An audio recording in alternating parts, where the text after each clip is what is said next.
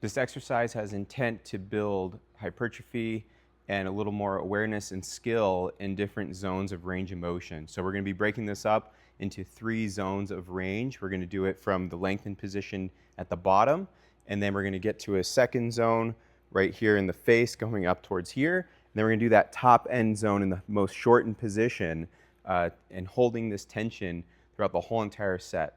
The goal is to get to about approximately 60 seconds, but we want to accumulate a certain amount of time that's going to be specific to the needs of signaling hypertrophy.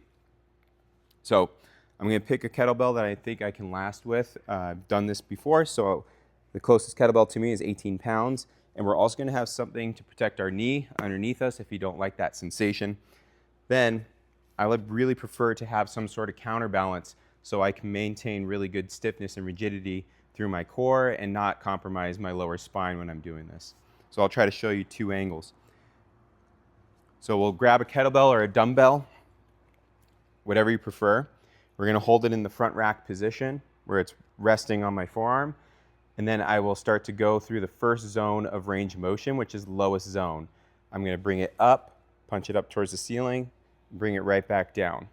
I'm going to bring it up and then back down. I'm slowly fanning the kettlebell outward, and I'm trying to avoid any pinching sensations. So if your zone has to pause there and come right back to center and wiggle around, that's totally appropriate.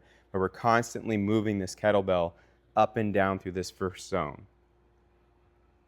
Keeping the core nice and engaged, holding on to the dowel or whatever you decided to hold on to, like a broomstick or a golf club, reaching back a little.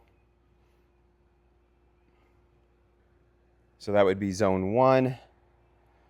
And then zone 2 is going to be right up through here. I'm not dropping back in towards zone 1 at the bottom. I'm not going towards the top at zone 5. I'm just in this new found third range of motion or second range of motion of position. Starts to burn quite a bit. We're trying to avoid pain. If it's burning too much, then you should transition up towards the top position and continue to press repetitively so we could challenge all the angles of the shoulder in these ranges of motion. And then we take a break. Common mistakes that people will make in this exercise is they will dump into their lower spine. So that's why it's nice to have a dowel. What we're going to try to avoid is especially when we get up to the top position here, is allowing the rib cage to fan too far and trying to get the kettlebell too far behind our head. We want that kettlebell to stay, think bicep towards the ear in that top range of motion. So I got to squeeze my glutes, and I also got to keep my core tight. And a little extension's okay. We just don't want to hyperextend. And you can see the kettlebell's always coming towards you.